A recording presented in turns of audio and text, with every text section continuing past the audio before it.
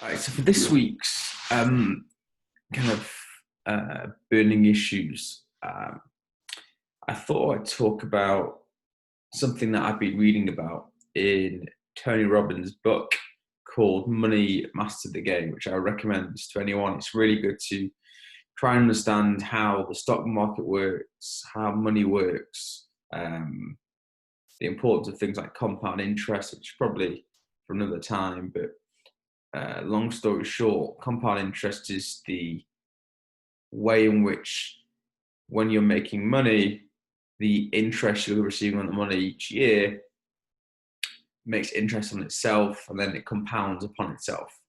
So in other words, over a prolonged period of time, the money makes money, makes money, makes money. For example, if you put £100 a month into some form of investment that can yield you only 4% returns after fees, etc. In a 50-year period of time, you'll have put in £60,000, but you'll have got out around 108, 190,000 at that 50-year point. And obviously, those figures change depending on how much you put in, how many years, and also, of course, that all important interest rate. So it's really interesting to understand. But he talks about money and wealth and how to make sure when you retire, you've got an income, and that's really, really important. But then the last page, he talks about kind of the most important thing, and he talks about giving and philanthropy, whether it be with your time or with money or different resources that you have available to you. And everybody's got an abundance of something. So you might not have abundance of money, but you have some time, or you might have a little time, but you might have a bit of money, and it can be small things. And the science is really, really simple, that when you're giving away money, the effect is much longer term and much more fulfilling than when you're buying something. So next time you're feeling a bit low, or you're feeling that you need some retail therapy, which is great fun. I'm a big fan of that myself. I've found I've been in retail for 100 years plus, right? So I'm a big fan of retail. However, alongside that, almost as you would in a stock market, in an investment sense, you would kind of diversify your asset allocation. Maybe do the same thing with how you're spending your money. Diversify it a little bit.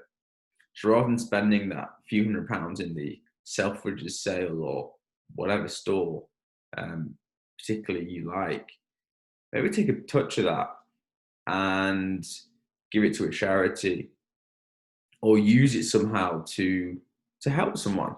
And that could be small gestures, a homeless person on the street, for example. It could be via a monthly donation to, say, an animal welfare charity. Or it could just be something even more simple, like taking a friend out for a drink that you know is having a tough time, or paying for someone's meal, or giving a good tip at a restaurant or something like that. That was someone's doing a good job. Don't underestimate how important these things are to the person, but also how great it makes you feel. And I remember back in school days, I went to a Jewish school. We had a religious studies kind of teacher, and we once asked a class of 30 people, he said, "Hey guys, I want to ask you a question." He says, "Do you know or tell me of a truly selfless act?" And so the thing everyone comes up with is, well, charity. And I give to a homeless person, or I give to on a welfare charity. Like that's a selfless act. Is that wrong? That's not selfless. You're getting, as I mentioned before, a significant positive buzz, gain, feeling good about yourself, self-confidence, self-belief, whatever you want to call it, of doing that. And the truth is, there are no selfless acts, because everything somehow affects your ego, affects you as a human being. For emotional creatures, that's how it works. And so I think if we as a society, particularly coming out of this lockdown period, look to assist people more and give more, we'll be a much happier people.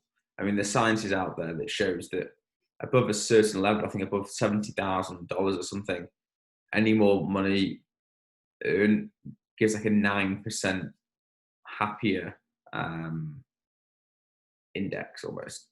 However, when you give away, the benefits are like the equivalent of earning another 50,000, 100,000 just by giving things away.